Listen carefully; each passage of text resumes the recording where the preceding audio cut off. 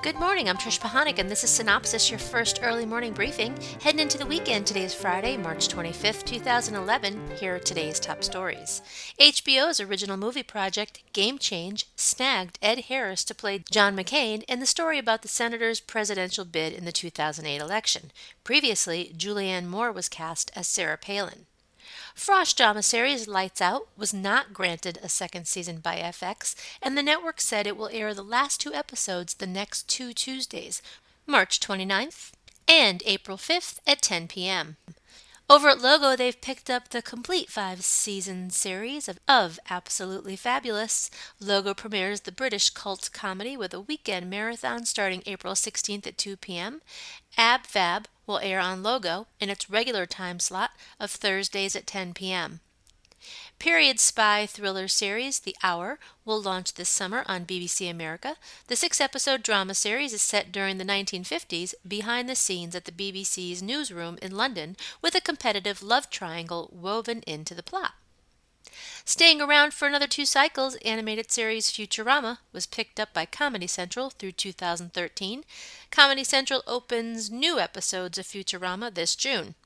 And Showtime's docuseries The Franchise, a season with the San Francisco Giants, officially opened July 13th, though the premium network is offering viewers a 30-minute preview of the series on April 13th to tie in with the new baseball season.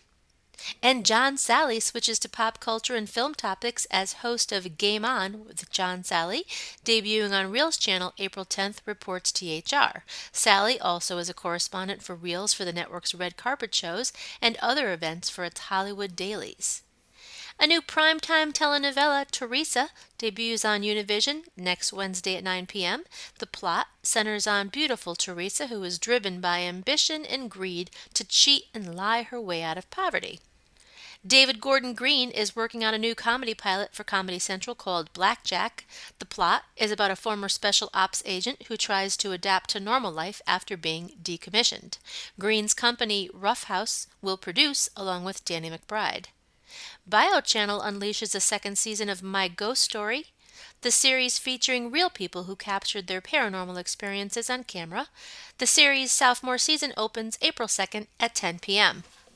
And high-end interior decorators working for wealthy, famous, and demanding clients in the LA area are profiled in Bravo's new docuseries Million Dollar Decorators, launching early this summer. Muse Distribution International, the distributor of the 8-hour miniseries The Kennedys, said the historical drama is licensed in more than 50 territories globally for launches this year. Reel's channel will premiere The Kennedys in the U.S. on April 3rd. MIP-TV 2011 news. Echo Bridge Entertainment premieres the 10th season of Degrassi at MIP-TV. The series transforms into a telenovela-style format featuring episodic cliffhangers. And Fremantle Media Enterprises added the drama thriller The Reckoning to its MIP-TV lineup. The Reckoning is expected to debut in the UK during second quarter this year.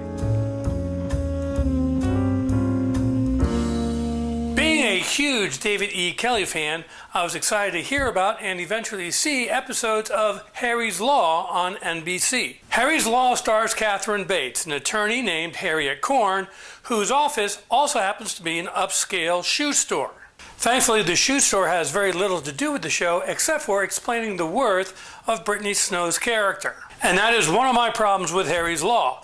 Brittany Snow is a lovely and talented actress who is left with nothing more than a punchline of a character.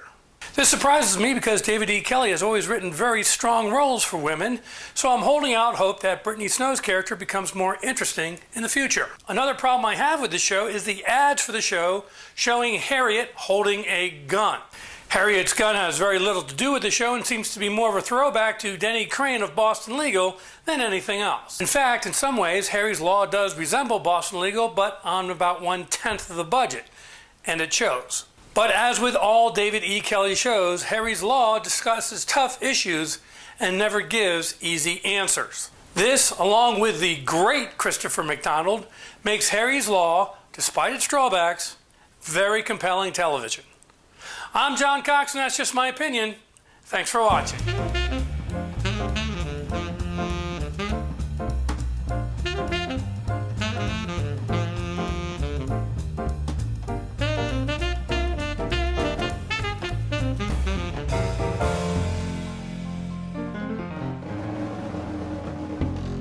And that's a wrap for this work week. Be sure to check your email for the full printed version of today's synopsis with new executive moves and more on ratings, some new classified ads, a few other bits and pieces that did not make it into this podcast, and be sure to check out tonight's primetime broadcast lineup.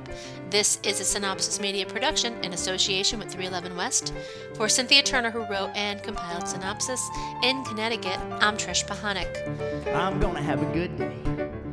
Even if I make it myself, I'm gonna have a good day. I don't need no one else. I'm gonna have a good day. Nothing wrong I could do. I'm gonna have a good day. Hope you have a good day too.